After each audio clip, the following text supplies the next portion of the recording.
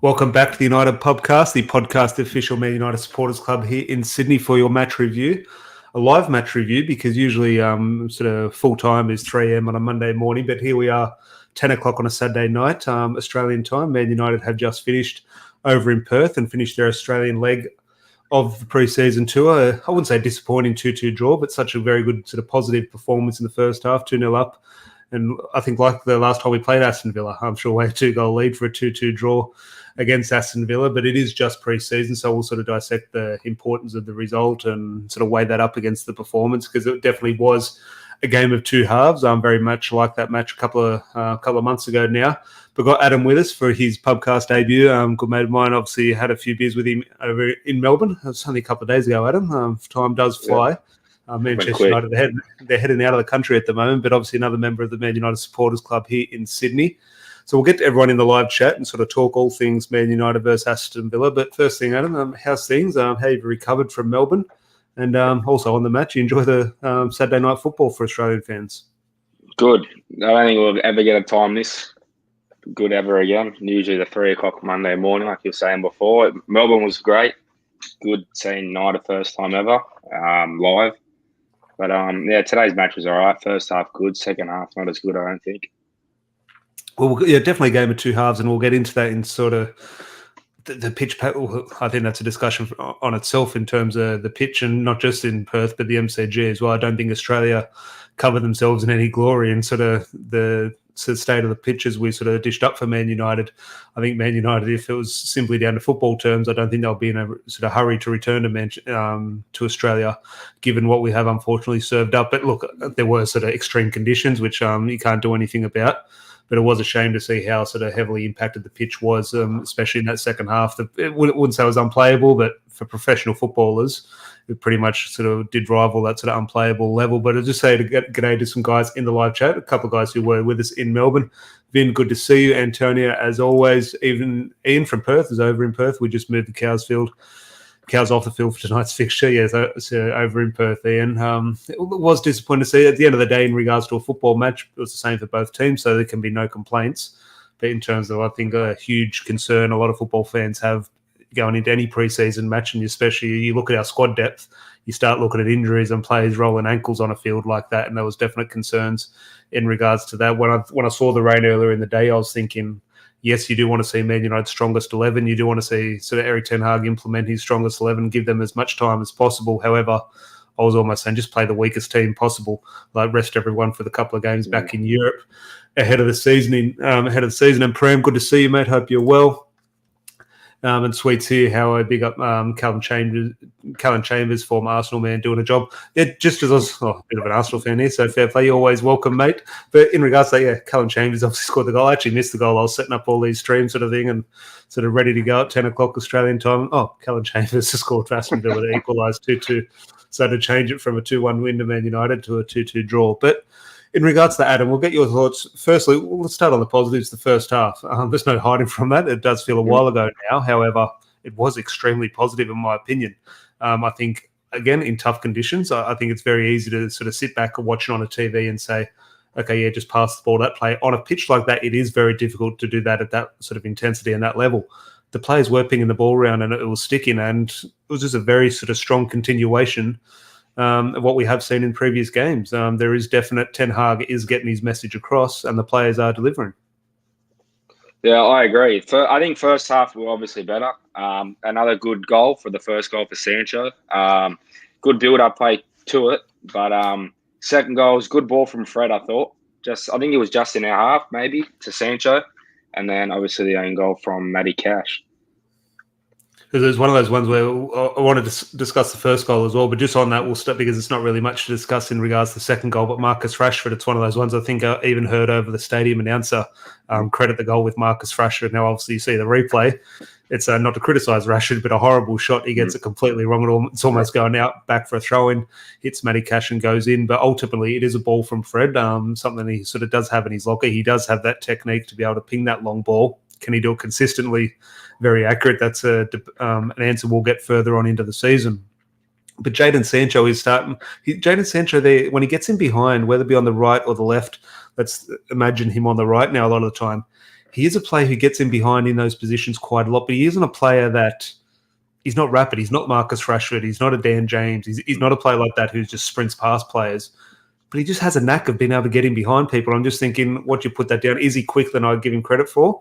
Or do you think he just has that little bit of time and that bit of sort of ability to sort of arc his runs to sort of get the better of defenders? Yeah, I agree with you. I don't think he's the quickest. I don't think he's slow. He's always, not always, but majority of the time, I think he does. He just gets there, and he does well. He holds the ball up well. I think he's connecting really well with Delo as coming up forward, because it looks like the fullbacks are going playing as an 8 when we're attacking.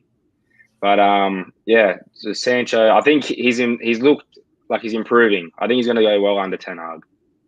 Yeah, I think it's one of those ones, and I have to give Fred a lot of credit, but Jaden Sancho is definitely one of those players. When Eric Ten Hag was announced, we all said which players are going to stand out. And I think pretty much unanimously the fan base did say Jaden Sancho, and it is proving to be the case. And just back to that first goal, obviously my main credit, now obviously a lot of people sort of credit, fantastic finish by Sancho himself, good sort of, I think, decision-making by Marcus Rashford to sort of not have the shot and lay it off to Luke Shaw.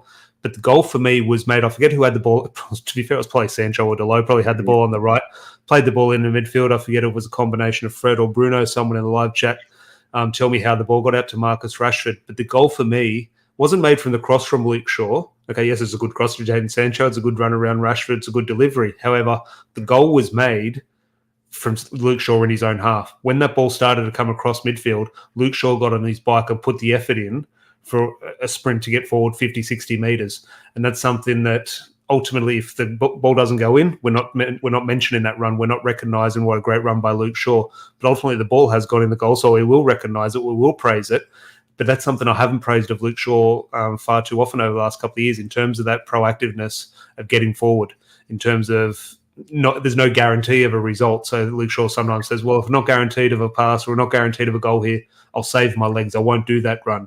But here, 10 seconds before a goal was potentially going to eventuate, Luke Shaw got on his bike and got forward. And for me, that's what made that goal. Yes, there's good passing, there's good decision-making, there's a good finish by Jaden Sancho.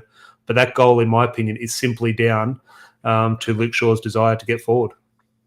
Yeah, I agree with you there. I think Shaw's his best day is getting forward. Defensively, I don't really rate him, but going forward, I think he does well. Him coming forward there, I think that it just made the goal. It was a good build up to the goal.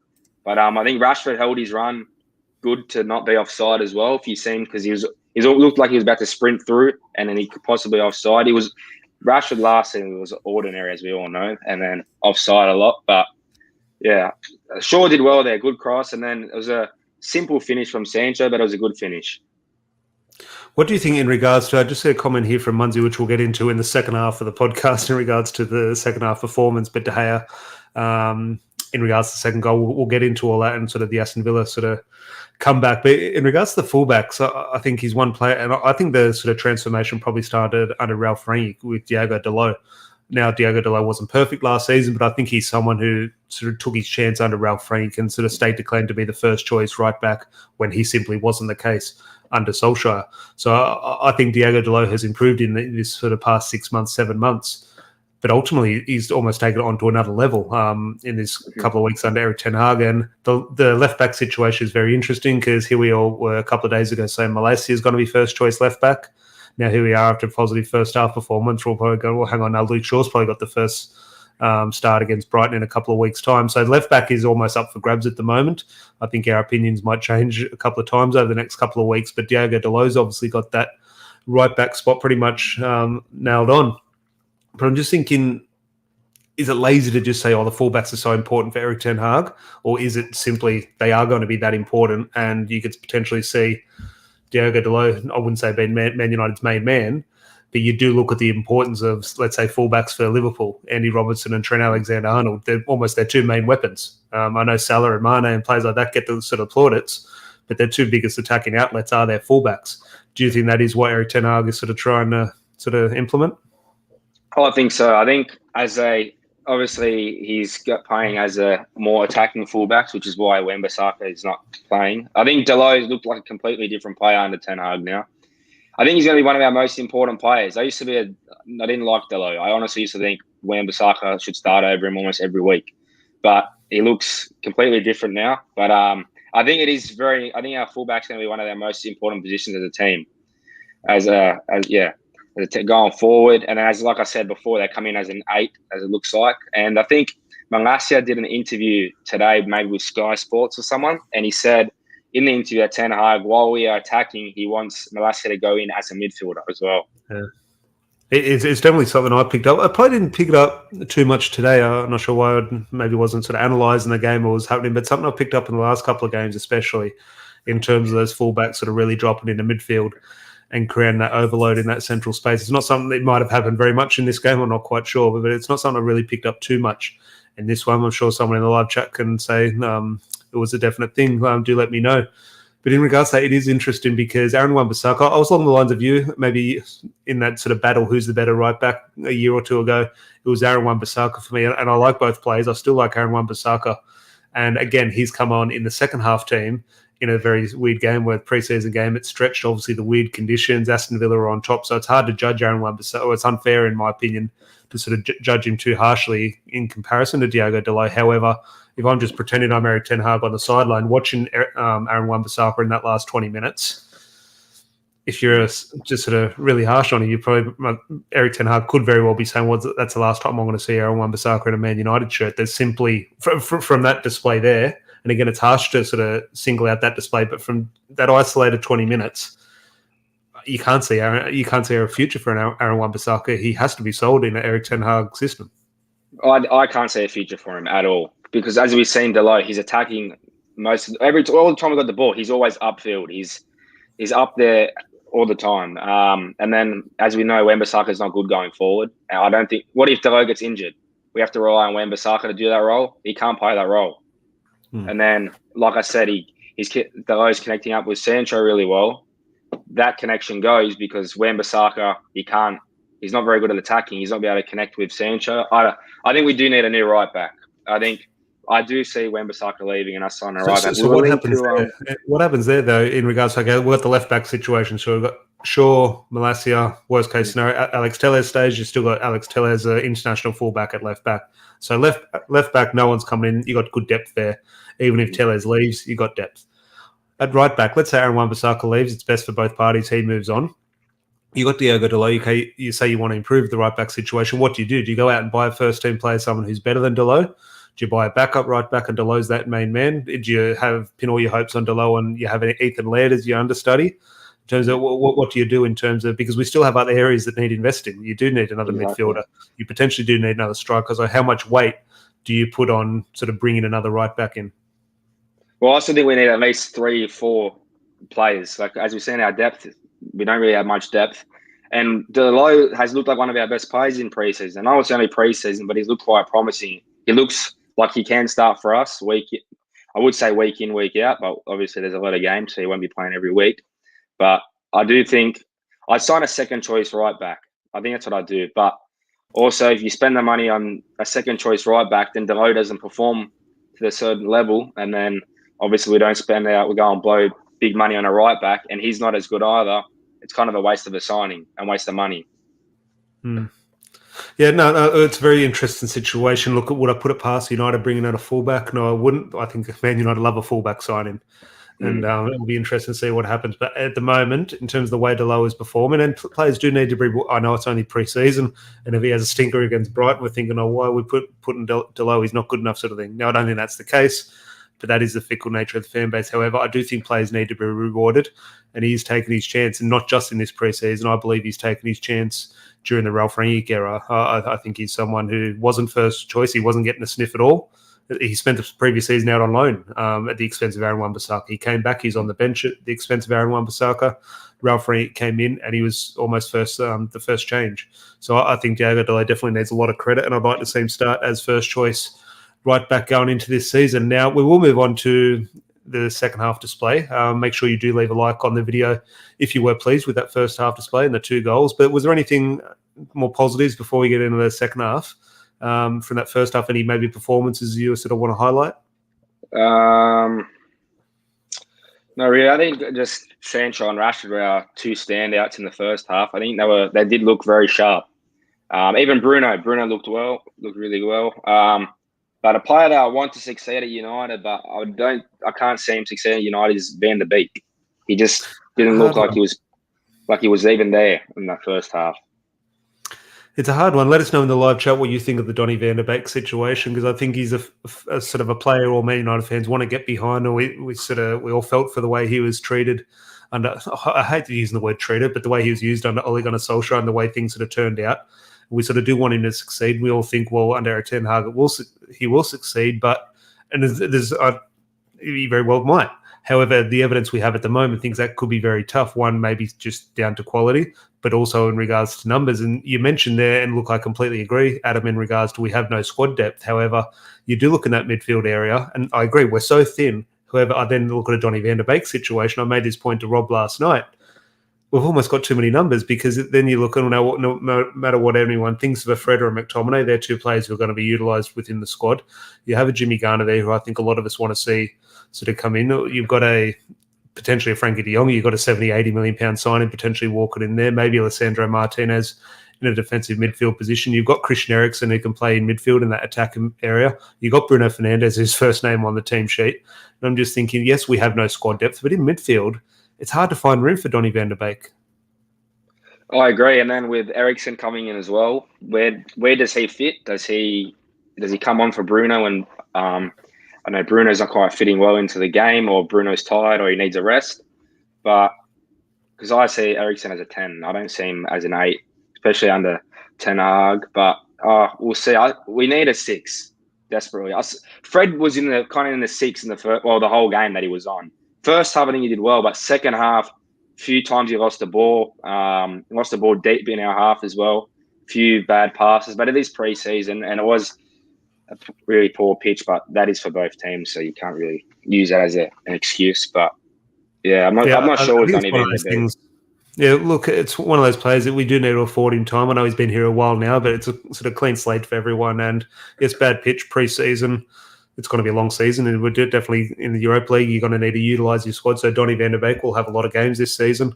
It'll be up to him to take his chances. But in regards to Antonio talks about there, he simply hasn't taken his chances. And I think it's one of those ones where just the cutthroat nature of Manchester United, I think Donny van der Beek, every time he's come on, I think he's always been fine.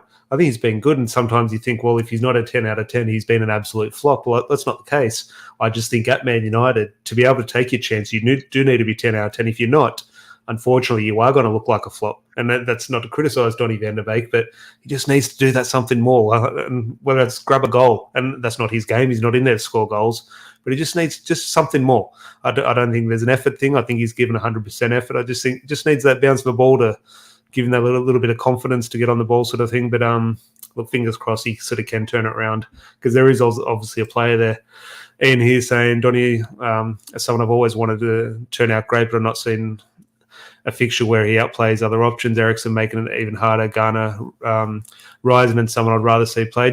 Jimmy Garner's obviously definitely a shout. Sweet here in regards to the fullback discussion we're having earlier. Fullbacks are extremely important to the possession-based football systems of today. I don't think you can have too many quality players in that role. I think it's one of those ones I was talking to Rob the other day as well, when we talk about the importance of Manchester City in their fullbacks. I remember when Cancelo played for Juventus at Old Trafford a couple of years ago. I think Dybala scored the winner at Old Trafford when Ronaldo was playing for them. Cancelo ran the show from right back. He was the right back for Juventus, and he was playing pretty much central midfield and absolutely dictated the play. It's the first time I've ever seen a fullback do that, and I'm not sort of expecting or wanting Diogo Dalot to do that. But in terms of modern football, that could potentially always be the importance of those fullbacks. And just one more comment before we crack on with that second half. Helg on Wheels, good to see you, mate. Coming in late, I think Eriksen is a squad player.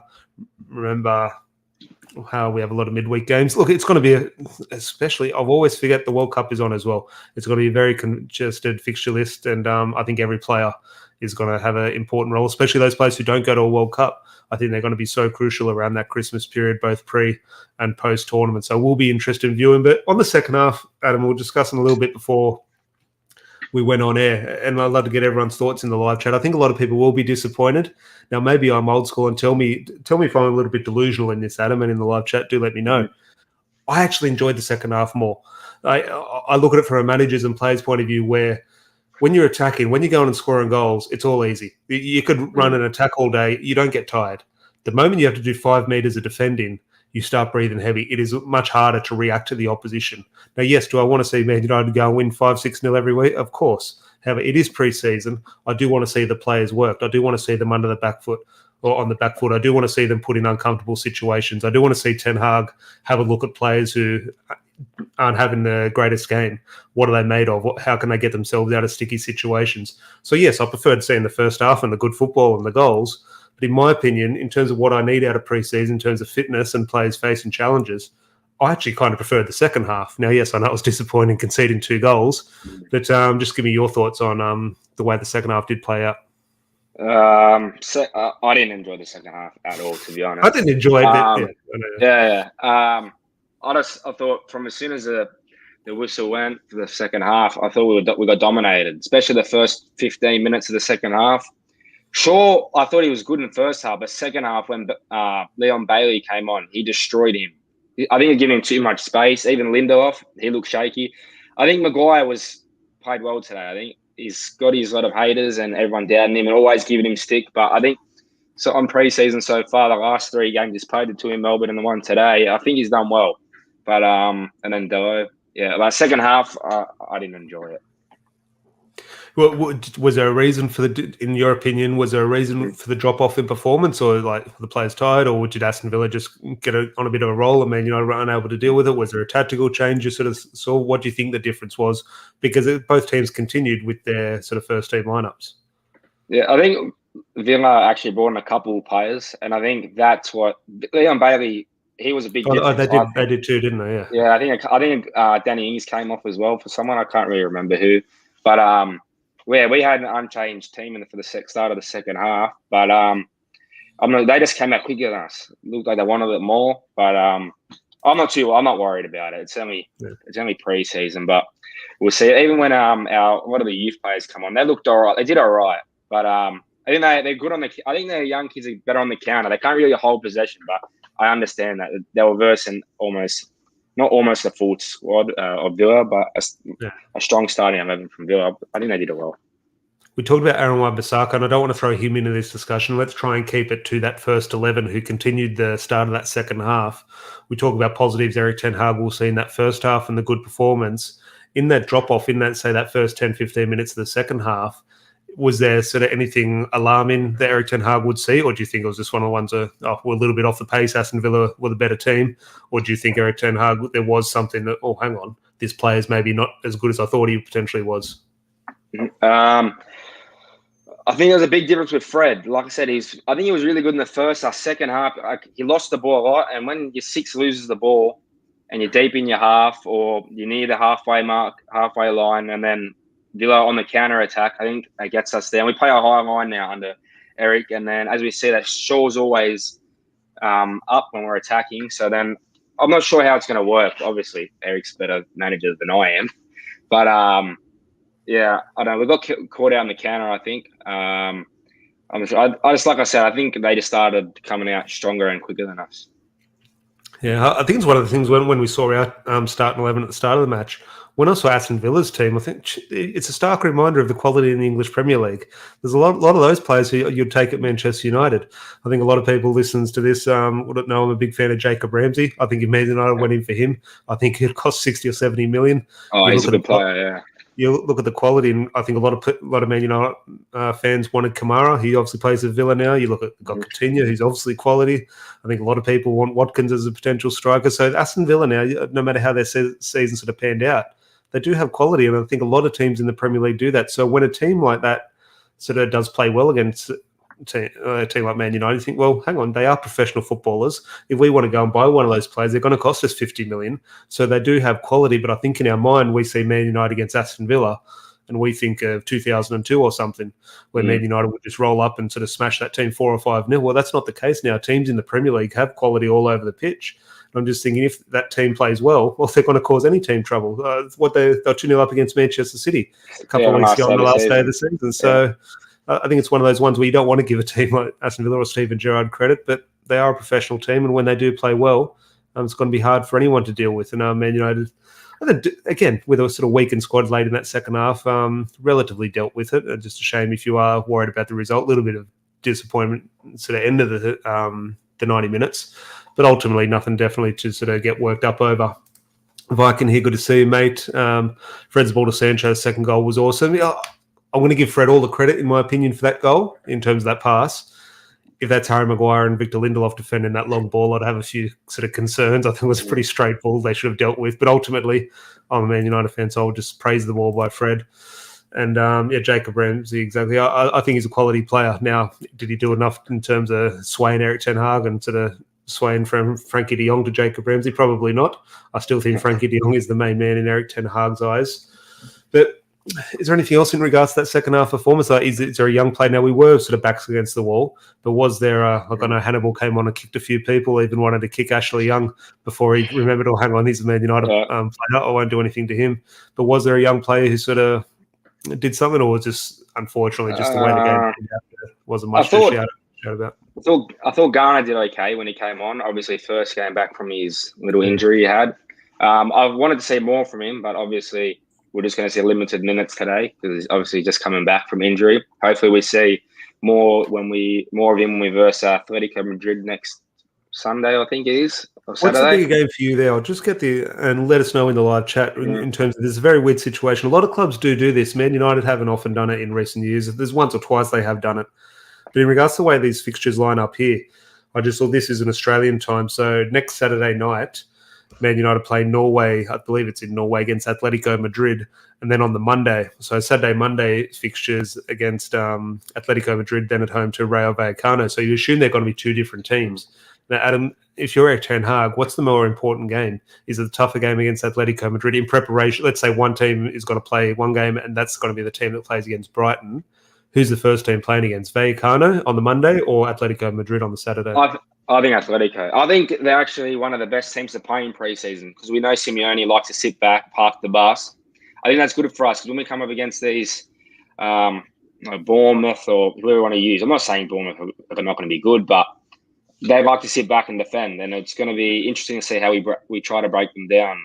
Even against Victory, I know it's Melbourne Victory, like they sat back the whole game defended. I think our starting 11 for Brighton will start against Atletico, and then I'm not sure what's going to happen with the Vallecano game. I don't know.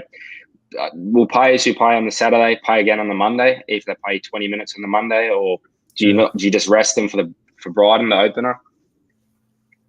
Yeah, no, look, maybe Ten Hag will allude to this and we'll probably have an answer when we know when the players leave Perth, who lands in Norway or who lands in Manchester. Which I assume everyone will probably go back to Manchester. You'd assume have a couple of days there sort of to acclimatise back to the European clocks. And then I think one team would head out to Norway, you would assume. But just on regards to the young players, we'll start to wrap up in a little bit. But Viking here saying Chong did the best out of the subs, I think. In regards to those young players, and I seem to look at all the hairstyles of those young players, everyone has the same, whether it be Iqbal, Hannibal, Tahith Chong, sort of thing. They've all got this sort of hair that do stand out. And I think that sort of does play a part when you're sort of looking for a bit of an impact in sort of games like that, in terms of just that visual of a player standing out. Is there a player... We look at Jaden. In my opinion, Jaden Sancho is a young player. However, how much we spend on him, 70-something million, so he doesn't go into that category. Yeah. So has there been a player of that sort of youth crop in terms of who's been at Man United before, not a young signing, but that youth crop, so a Zidane, Iqbal, a Charlie Savage, a Hannibal, we can throw Anthony Elanga in there potentially, but he's probably a little bit more established. Is there a player who you think Eric Ten Hag has really taken a liking to, or do you think no one has really sort of taken that chance and no one sort of nailed home a sort of, let's say, a spot on the bench against Brighton? I wouldn't say anyone has nailed a spot on the bench. I don't think any of them have done anything magnificent, but I think Iqbal, out of all of them, I think he would have impressed him the most. He looks good when he's come on. Looks composed on the ball. Today, bit average from him, but against Victory, I think, Victory, the Friday game, I think it was really good then, especially when he did that little turn on one of the Victory players. I don't really care about the A-League anymore, but I think Iqbal. Chong was actually did good today, but Hannibal, I don't know about him. He just wants to go out there and kick the shit out of people. Well, where do you sit on that? Because we had an event with Hannibal. He was one of the players we were lucky enough to meet, and we sort of spoke to him just sort of briefly, just sort of about that, and just in a casual way, and just praising. We love how they go and sort of kick players. We love it. But in regards to that, it's one of those ones where ultimately that's all we do demand. When we do lose and our raw emotions come out, we talk about players. We just want someone to go and kick players and show that bit of passion. Now, ultimately, when we're sort of looking for a bit of football, that passion, we don't criticize the passion, but we say, okay, it's nothing.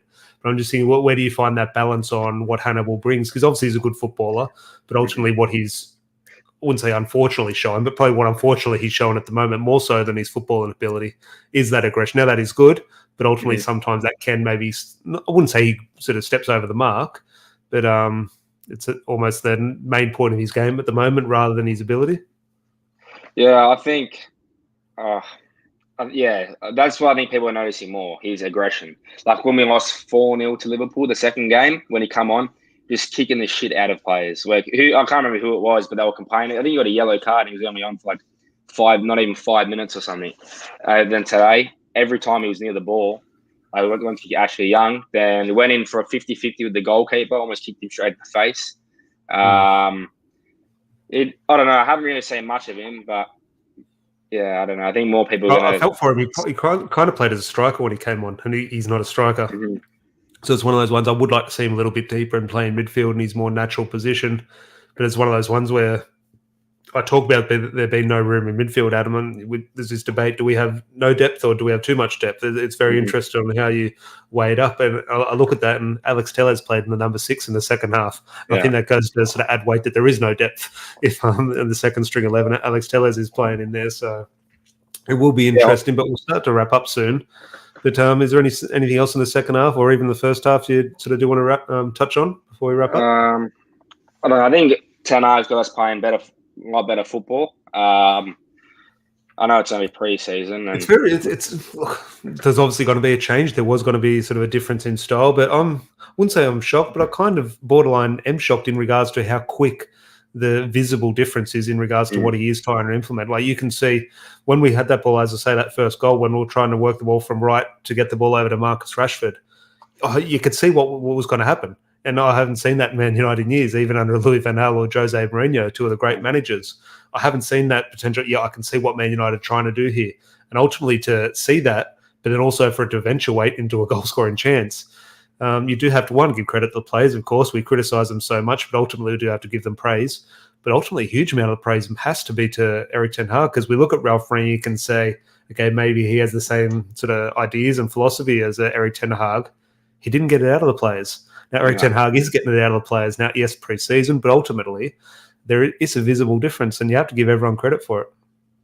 Yeah, I agree. But like when you talk about Rangnick, did the players not give him 100% effort because they knew he wasn't going to be there at the start of this season? Then they know that Ten Hag's not an easygoing guy like Solskjaer was, and he seems strict. Like even like people are saying that he's too strict. I don't think that's a thing. He can be too strict. I've just seen rubbish articles, but I didn't think I'd see noticeable differences this early.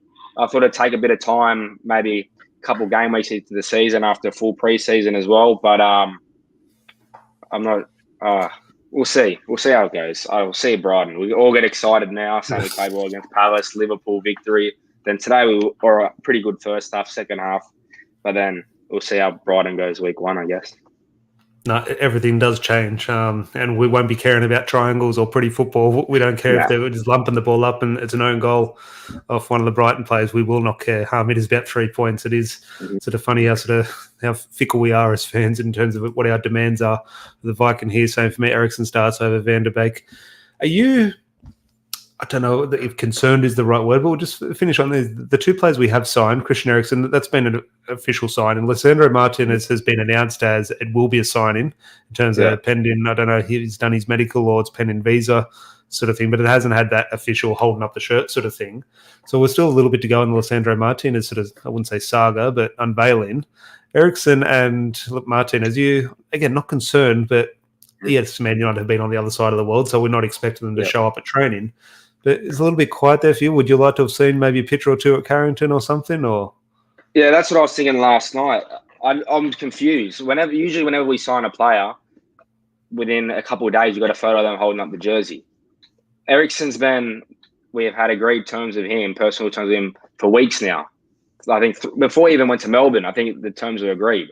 And then still no photo of him, nothing. And then Martinez the same last week, during last week he was announced, and then nothing. But I don't even think neither of them have done the medicals yet. I think Ericsson might have done one I think part of it. Christian Eriksen has been done. That's been officially Okay. announced. He's been done. He had his interviews. That was actually done the day of the Melbourne Victory game, a few hours after that. The Lissandro Martinez one is one of the ones where it's pending, whether it be medical or pending his visa application sort of thing, which are obviously just formalities. But that is one that hasn't actually been 100% completed. There is still a disaster could strike and the deal could fall through. Now, that's not going to happen. But the Christian Eriksen one is one. And again, he might be doing fantastic training work by himself wherever he is, and he'll link up with the team in a couple of days and we'll have nothing to moan about. But at the moment, just in regards to wanting that excitement, something to build on, it is a bit of a downbeat, you think, because we do treat these sort of players as I say, these new signings like shiny toys. And you've been promised this shiny new toy, but you're not being able to sort of see it. And it is a little bit disappointing, in my opinion. Yeah, I'm not sure. I don't understand. Maybe they're waiting for a photo with Ten Hag to announce it completely. I'm not sure exactly what they're wanting, but we'll see. I think they'll both be announced with a photo. Well, they have already been announced, both posted with a photo within the next coming days when they're back to Manchester. But I think we'll see. I think we'll see them play either against Atletico or Rayo Vallecano at Old Trafford. But I don't think neither of them will start game week 1 against Brighton. I think just on that, which I completely agree, but just a comment here, Viking, I think they're holding back for the PR reasons, waiting for most effective time to release, which is definitely something you have to take into consideration with Man United. You talk about photos there, Adam, and you talk about players maybe not being ready for round 1. I just saw a photo halfway through the game against Aston Villa of someone who might not be ready for round 1. Now, just to wrap up the podcast and try not to go on for too long, but maybe just your 30-second sort of input on your current feelings. Ronaldo posted a photo during the match that he's working at. He was wearing Man United shorts, no shirt, as obviously comes accustomed with any Ronaldo photo. But Ronaldo is working hard, it does seem. He's going by his physique, but obviously not with the team at the moment. So just your quick thoughts on the current Ronaldo situation, how it stands at the moment. I think he will join us in pre-season when we get back to England. I think that's what's going to happen with him because it doesn't look like anyone wants him at this moment. But this is what I wanted to ask you. If any other player has done what Ronaldo's done for the past or not showing up for work, like if Martial did it or Rashford did it, wanting to move, our fans would be going crazy. They'd be fuming. No doubt. But I say that and I've been thinking about this and you're completely right. And I'm a hypocrite. Football definitely does simply make hypocrites of us all. And we're wrong to think this. Now, there could be extenuated circumstances with Ronaldo. Now, the cynic in us football fans will say, no, he's trying to push for a move. And I think that's where the smart money is. However, we are hypocrites. And is it wrong of us to sort of treat Ronaldo and a different player differently? Yes, it is. But ultimately, I do believe, now maybe I'm old school than thinking this, in terms of what a player sort of has achieved and has given to a club, does afford them some flexibility and leeway with the fans. Now, Ronaldo simply has done that. He has provided the world to Manchester United in regards to his first stint. Now, that some people would say that's in the past. You need to look to the future, and that's a valid argument. And again, I understand I'm very hypocritical in this, and you would treat players differently. I understand that. But simply we do. I think every player has every fan has sort of favourite players, etc. And the Ronaldo situation is so sort of touchy at the moment because it does play on the heartstrings because of what he has done. But you're right in terms of, if it's Anthony Martial or if it's a Jesse Lingard or it's a Paul Pogba or if it was a player like that. But what do you think? Do you think I might be wrong? When I say it out loud, I feel like I potentially am wrong. But what do you think when I say that in regards to what he has done? He does sort of afford a little bit of leeway, in my opinion. I think he's got himself that status now where he does what he wants, when he wants, to who he wants. He can do what he wants. I think that's, especially at 37. I know it shouldn't be like that, but I think that's the stage he's at now. He does whatever. He should get the criticism, in my opinion. I can understand the critiques of him in regards to, not showing up for work, and if someone did the same thing. However, I think some of those other players who we might have concerns and will criticise them for this type of behaviour, once the season comes around, would have questions maybe over their commitment on the pitch. When Ronaldo comes back, whatever his situation is, he's going to give it 100% and he's going to deliver 100%. So I think we sort of have that in the back of our mind. Well, okay, it's not great, but when he comes back on the pitch, he's going to give 100% and he's going to perform. If another player was sort of forcing away a move and sort of not showing up for work, would have that back in the back of our mind. They're concerned when they step on the pitch, would think, well, are they going to be committed and are they going to perform to the level needed? And I think maybe that is where we're sort of get a little bit sort of clouded in the Ronaldo situation. Yeah, well, that's the type of player or the guy I think he is. No matter where he is, he'll always give 100% effort. Want the best for the team, want the best for himself. But yeah, like we were talking about, if Rashford, Martial, any of these new our current squad players didn't show up just because they wanted to leave, everyone will be saying, "Get him out the door now. Just let him go." Even if it's for nothing, they just don't want players like that. But Ronaldo is one of my favorite ever players, and then It's also one of those ones though. You're completely right. But then let's say it's not a Ronaldo. Let's say it's a Frankie de Jong. Let's say you really want Frankie de Jong, and he doesn't show up at Barcelona to force a move through to Man United. You'll be saying, "Oh, great, he wants to join Man United." Exactly. That's the type of player we want. Yet, displaying exactly the characteristics, we're going to criticise someone at Man United to do the opposite. So, look, you're completely right, Ronaldo. I can definitely understand and agree with the criticisms, and I am a hypocrite, but at the moment, I am sort of leaning away from the criticisms at the moment. Now, if he joins Chelsea and scores against Man United, I might jump on those criticisms. That is the life of a football fan, unfortunately. But 45 minutes wrapping up. Pretty good for a bit of a post-match review. And as I said, it was a 2-2 draw. It wasn't a defeat, wasn't a loss, but it was one of those ones where negatives and positives, but ultimately it's been a sort of upbeat chat and it sort of got through a lot, and it wasn't sort of the way the match did finish with the disappointing draw. That was a good pod, mate. Yeah, it's good. Thanks for having me on for the first time. No, pleasure, mate. Debut in the pub, and obviously we're down the pub in Melbourne a couple of days ago. Time does go quick. Season will be starting in a couple of days' time. And here, thanks, lads. See you on Pro Clubs, Tom. Our Pro Clubs team. Let me know if you are playing. I'm back in the lounge room. As I say, I am isolating. Obviously got COVID, so I've got nothing better to do. I don't have anywhere to be in the morning. So do fancy a little bit of Pro Clubs. I do have to be up for UFC in the morning, though. UFC London. It is an early fight time for us Australian fight fans, unfortunately. Usually it's over in America where the time difference is good. But they're over in London today. Sweet here. Good to see you, mate. You lads, have a good one. Big up Adam. Adam, great display on his podcast debut.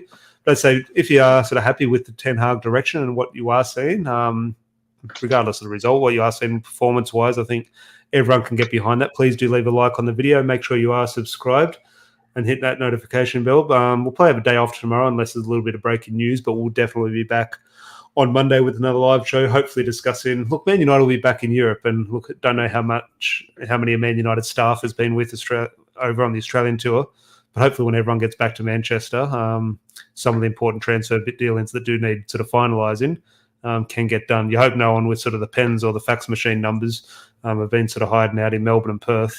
But who knows, maybe they are. Maybe they just need someone to come back and sign the papers. But fingers crossed those deals can get done and finalised in the next couple of days because, as I say, the season is coming around very quick. What did you say? Less than 2 weeks now, technically, in regards to days. So nervous, but also can't wait. Very Ten Hag to get to grips. And look, who knows? We've got Liverpool in a couple of weeks' time, and I think that'll be the real sort of testing point. I'm confident against Liverpool, but we've got 2 huge tests before then. But as I said, please do leave a like on the video. That'd be great. Subscribe if you're new. Make sure you go follow Adam on all your socials. I'll throw that all in the description below and on the podcast socials. Please do. And so we'll be back on probably 24 hours, 48 hours for another chat. Until then, have a good weekend, everyone, and cheers. Thanks, guys.